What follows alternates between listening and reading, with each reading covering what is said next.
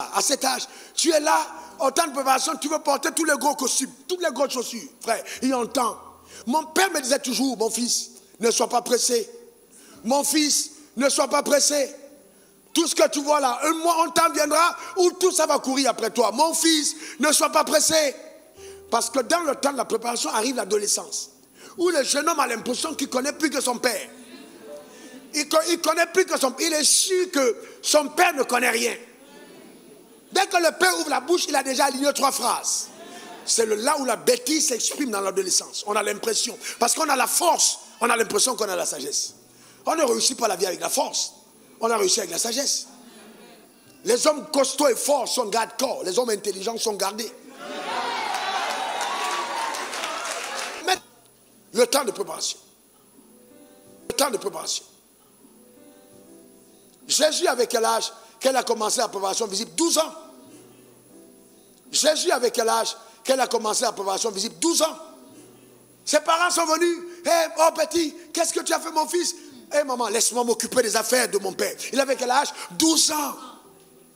Joseph est arrivé en Égypte à quel âge? 17 ans. Après 13 ans en Égypte, il s'est présenté chez Pharaon à 30 ans. Ça fait 13 ans de préparation. Aujourd'hui, on a une génération de personnes qui veulent aller vite, vite, courir vite, vite, vite. Non, frère.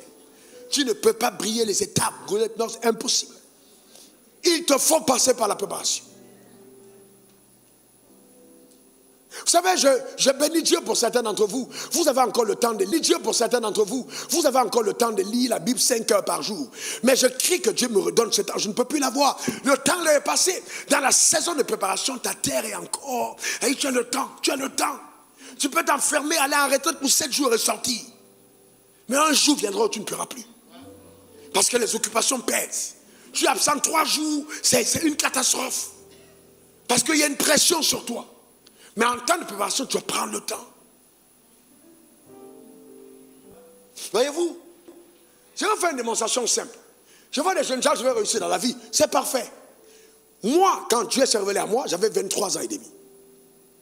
Les premières années de ma vie, j'ai jeûné. Sur 3 ans, j'ai jeûné une année. Une année était en jeûne. Dans 3 ans, je jeûne 360 jours sur 3 jours. Je jeûne sur 3 années. Et quand un jour je me rappelle encore comme si c'était hier.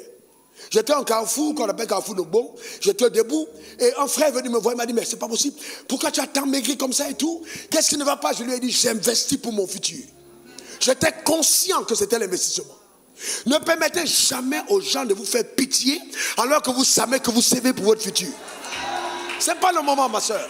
Ce n'est pas le moment pour une fille de 20 ans d'avoir 3 portables. Ce n'est pas le moment. Ce n'est pas le moment. Ce n'est même peut-être pas le moment d'avoir un portable. Ce n'est pas un problème. C'est pour ton futur. Au moment de s'aimer, tu es dans tous les restaurants, toutes les invitations. Tu es en boîte de nuit. Le diable sait ce qu'il fait. Il est en train de détruire et de ruiner ton temps de préparation. Tu ne feras plus rien. Parce que tu n'es pas préparé. Qui a 30 ans, qui a dormi 8 heures par jour, aura dormi 10 ans de 30 ans.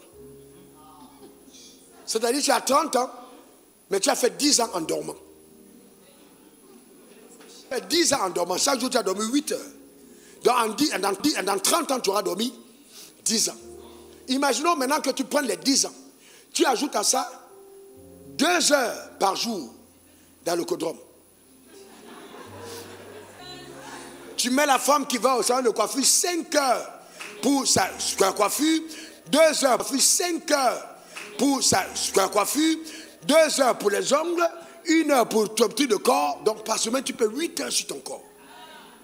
Donc quand tu atteins 30 ans, tu as fait 14 ans de ta vie consumée pour les futilités. Donc tu as vécu 16 ans.